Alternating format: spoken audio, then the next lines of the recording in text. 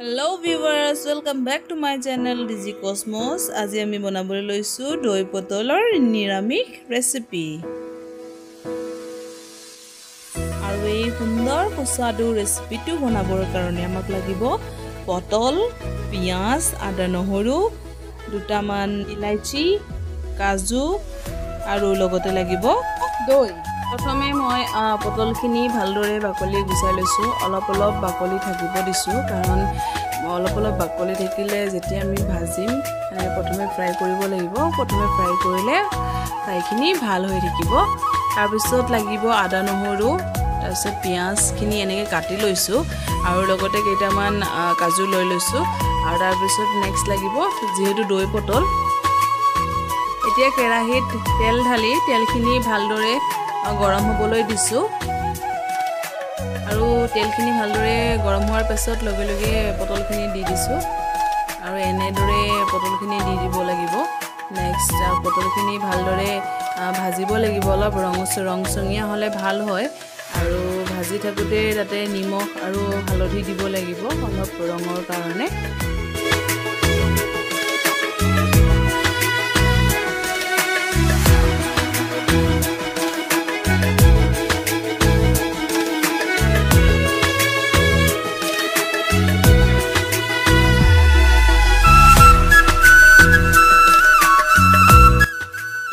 ভাজি হোৱাৰ পাছত অলপ ৰংচঙীয়া হোৱাৰ পাছতেই মই কাঢ়ি লৈছো পটলখিনি এখন কাঁহীত।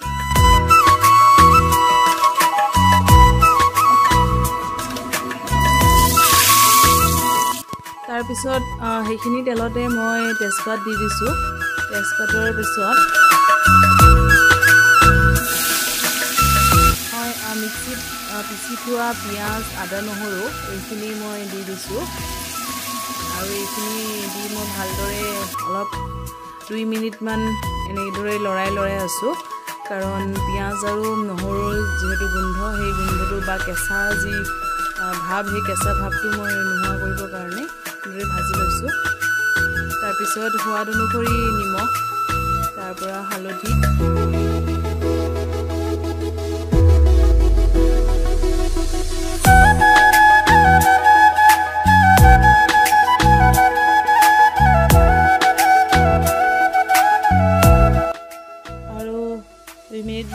পিছতে এইখিনি হৈছে কাজু আৰু লগত মই কেইটামান সৰিয়হ দিছোঁ।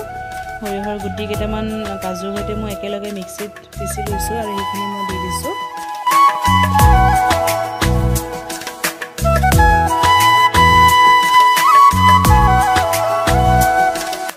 আৰু সম্পূৰ্ণ মিশ্ৰণখিনি 2 মিনিটৰ বা 3 মিনিটৰ কাৰণে মই লৰাই তাৰপিছত মই কাশ্মীৰী লাল মিৰ্চ অলপমান দি দিছোঁ।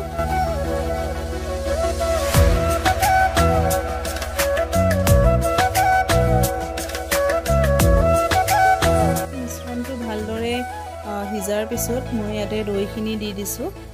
দৈখিনি দিয়াৰ পাছত অলপমান এইখিনি লৰাই থাকিব লাগিব আৰু ফ্লেমটো অলপ কমাই দিব লাগিব যিহেতু গোটেই মিশ্ৰণটো ভালদৰে এটা গ্ৰেভি আকাৰ ল'ব লাগিব। আৰু যিহেতু মোৰ এইখিনি দৈখিনি কিনা দৈ নহয়, ঘৰুৱা দৈ হয়, সেইকাৰণে অলপ পানী আছে, তো মই এক্সট্ৰা পানী ব্যৱহাৰ ইয়াত নকৰিলেও হৈছে। তো তাৰপিছত যেতিয়া ইয়াৰ গোটেই মিশ্ৰণখিনি এটা গ্ৰেভিৰ আকাৰ লৈছে, তাৰপিছত মই ইয়াতে পটলখিনি দি দিছোঁ আৰু পটলখিনি দিয়াৰ পিছত এনেদৰে লৰাই আছোঁ আৰু কিছু সময়ৰ কাৰণে উতলিব দিছোঁ।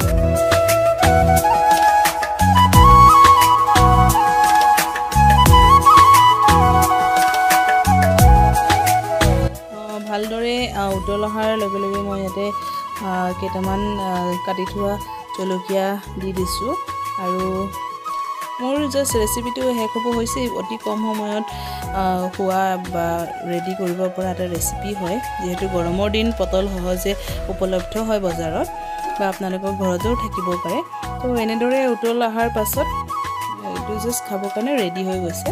তো ইয়াতে মই কি কৰিছোঁ, অলপ গোন্ধ বা এটা ফ্লেভাৰ আহিবৰ কাৰণে মই ইয়াতে ঘি ব্যৱহাৰ কৰিছোঁ। তো দেশী ঘি লৈ লৈছোঁ।